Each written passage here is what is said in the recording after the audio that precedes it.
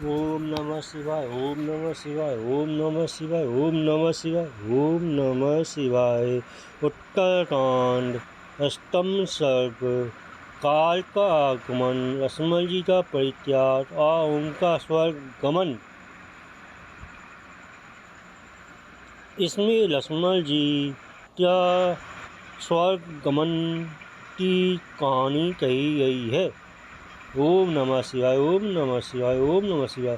श्री महादेव जी बोले, हे पार्वती, कुछ काल बीतने पर उग्र पराक्रमी भरत जी अपनी मामा युधाजित द्वारा बुलाए जाने पर भगवान राम की आज्ञा लेकर सेना सहित उनके यहाँ गए। वहाँ पहुँचकर रघुकुल तिलक लक्ष्मण भरत जी ने 3 करोड़ मुख प्रमुख गंधर्वों को मारकर 2 नगर बसाए। उनमें से पुष्करावती में पुष्कर और तक्षशिला में तत्स नामक अपने 2 पुत्रों को अभिषिक्त कर उन्हें धन धान्य का मित्र मंडल से संपन्न कर वे लौट आए। भगवान राम की सेवा में तत्पर हो गए। तब रघुनाथ जी ने प्रसन्न होकर आदरपूर्वक लक्ष्मण जी से कहा, हे सुमित्रनंदन, तुम अपने दोनों कुमारों को लेकर पश्चिम दिशा में जाओ। वहाँ सबका अपकार करने व दुष्ट भीलों को जीतकर दोनों के लिए 2 नगर बसाओ और ने महाबलवान पराक्रमी अन्नट और चित्रकेतु का हाथी घोड़े धन रत्न आदि उपकरणों से लाश कर तुरंत ही मेरे पास लौट आओ। भगवान राम की आज्ञा तो सिरोधार्य कर लक्ष्मण जी हाथी घोड़े आदि दल बल से सहित गई और समस्त शत्रु को मारकर दोनों कुमारों को राज पर नियुक्त कर लौट आए। फिर राम सीमा में तत्पर हो गए। तदनंतर बहुत सा काल व्यतीत होने पर सर्वदा धर्म मार्ग का अवलंबन करने वाले भगवान राम का दर्शन करने के लिए इसी वेश धारण कर काल आया और लक्ष्मण जी से यूँ बोला, हे बुद्धिमन, तुम पुरुषोत्तम महाराज राम से निवेदन करो कि महर्षि अतिबल का दूत आपके दर्शन की इच्छा से आया है। मुझे उन्हें बहुत देर तक उन महर्षि श्रेष्ठ का संदेश सुनाना है। उनके वचन लक्ष्मण जी ने बड़ी शीघ्रता से रघुनाथ जी को उन तपोधन के आने की सूचना दी। लक्ष्मण जी के ऐसा कहने पर श्री रघुनाथ जी ने उनसे कहा, भैया मुनिदास को तुरंत ही बड़े सत्तापूर्वक भीतर ले आओ। तब लक्ष्मण जी बहुत अच्छा धरत आहुति से प्रज्वलित हुई अग्नि के समान अपने तेज से जीवितमान अनेक उस तपस्वी को भीतर ले आए। अपनी कांति से बताए मान उस मुनि ने रघुनाथ जी के पास पहुँचने पर उनसे अति मधुर वाणी में आपका भूदेव हो इस प्रकार कहा। तब श्री रामचंद्र जी ने उस मुनि की अविधि पूर्वक पूजा की। फिर शांत भाव से श्री रामचंद्र जी ने मुनि से और मुनि ने श्री रामचंद्र जी की कुशल पूछी। तदनंतर दिव्य आसन पर विराजमान महाराज राम ने मुनि से कहा, आज जिसके लिए यहाँ पर आ रहे वह संदेश मुझसे कहिए। भगवान राम के इस बात से प्रेरित होकर मुनि ने कहा, है बात किसी दूसरे को प्रकट न करके हम दोनों के विषय कही जा सकती है। उसे ना तो कोई सुने ना वह किसी के प्रति कही जाए। यदि उससे कोई सुने अथवा देखे तो हे प्रभु, आपको उसे मारना होगा। तब रामचंद्र जी ने बहुत अच्छा कह लक्ष्मण जी से कहा, लक्ष्मण तुम द्वार पर आओ। इस एकांत स्थान में मेरे पास कोई ना आवे। यदि यहाँ कोई भी आया तो उसमें संदेह नहीं, वह अवश्य मेरे हाथ से मारा जाएगा।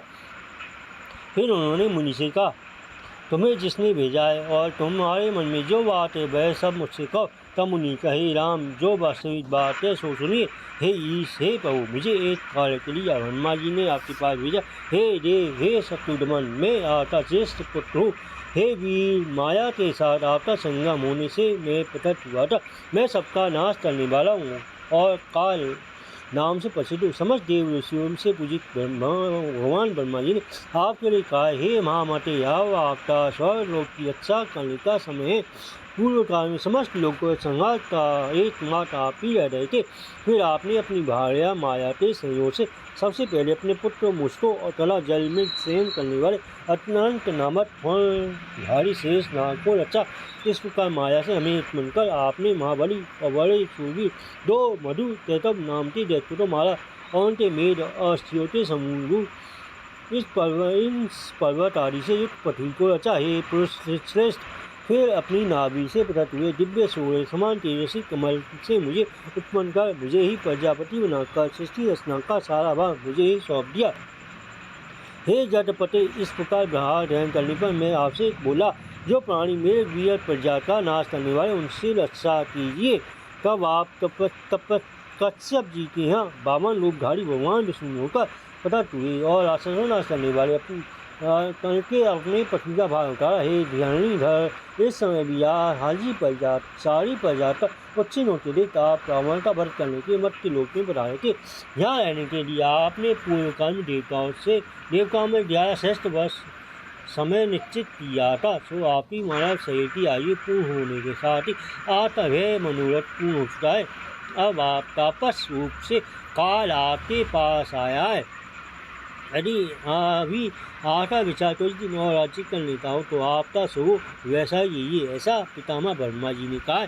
हे जितेंद्र, यदि आपका विचार देवलोक चलने का हो तो आप विष्णु भगवान से शरणागत होकर देवगण निश्चिंत हो जाएं। काल के मुझसे ब्रह्मा जी के ये वचन सुन राम जी हंसे और सबका अंत जान करने वाले काल से बोले, मैंने तुम्हारी सब बातें सुन ली, वे मुझे भी अत्यंत इष्ट है। तुम्हारे आने के कारण मुझे बड़ा संतोष हुआ है। मेरा अवतार तीनों का कार्य करने के लिए हुआ करता है। तुम्हारा कल्याण, अब मैं जहाँ से आया था वहीं फिर चला जाऊँगा।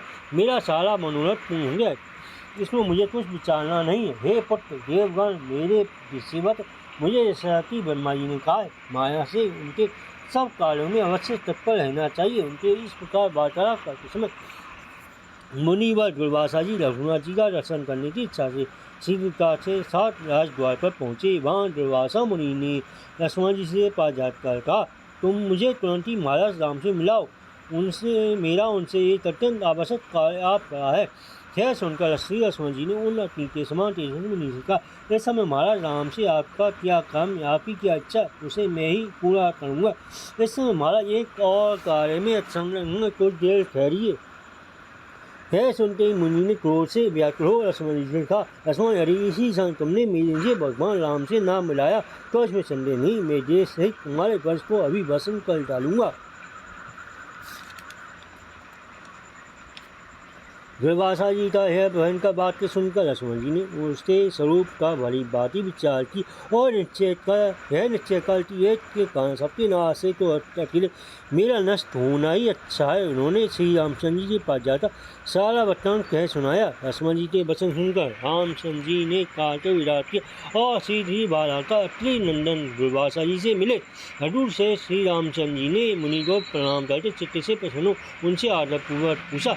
राम ने मुनि से कहा, हे मुनि, मैं आपकी क्या कार्य करूँ। श्री राम के वचन सुन दुर्वासा जी ने कहा, आज मेरा 1000 वर्ष का उपवास समाप्त हुआ, इसे हजूर से आपके यहाँ जो भोजन किया मुझे उसी की इच्छा है।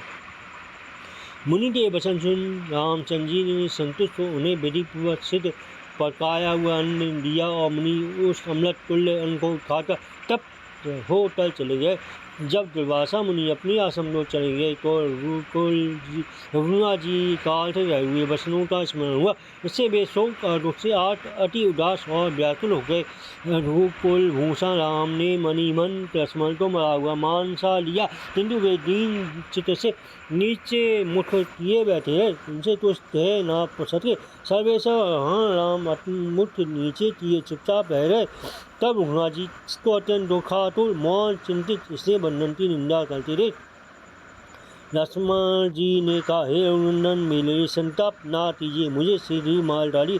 कहो, मैंने पहले निश्चित कर लिया काल की गति ऐसी है, आपके प्रतिज्ञा भंग करने से तो मुझे भी अवश्य नरक भोगना पड़े। अतः यदि आपकी मुझ पर प्रीति है और यदि मैं अनुग्रह करने होगी तो हे मतिमान राम जी, सिंह का छोड़कर मुझे मार डाली। कहो, धर्म का त्याग ना कीजिए।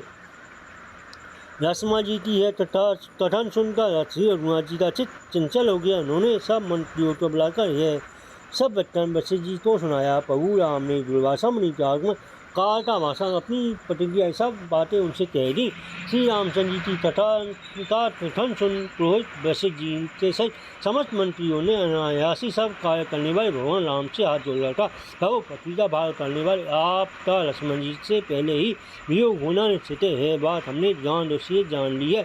अतः हे राम, तुरंत लक्ष्मण जी को त्याग दीजिए। प्रभु, अपनी प्रतिज्ञा भंग ना कीजिए, क्योंकि प्रतिज्ञा भंग करने से सारा धर्म निष्फल हो जाता है और हे राम, संपूर्ण धर्म का नाश हो जाने पर निश्चय लोकी का नाश हो जाता है।